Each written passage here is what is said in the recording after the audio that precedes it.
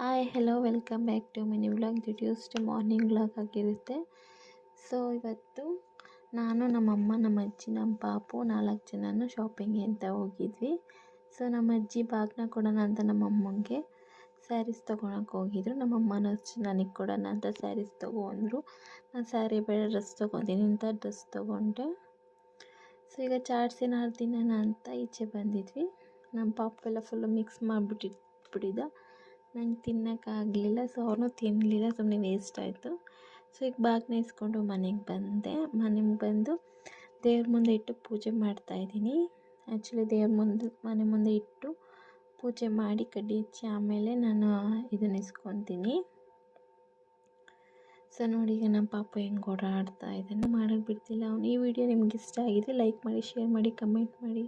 ಪೂರ್ತಿ ವಿಡಿಯೋ ಯೂಟ್ಯೂಬಲ್ಲಿ ಕೂಡ ಹಾಕಿದ್ದೀನಿ ನೋಡಿ. ನಾನು ರೆಡಿ ಆಗಿದ್ನಲ್ಲ ಅಂತ ರೀಲ್ಸ್ ಕೂಡ ಮಾಡಿದೆ.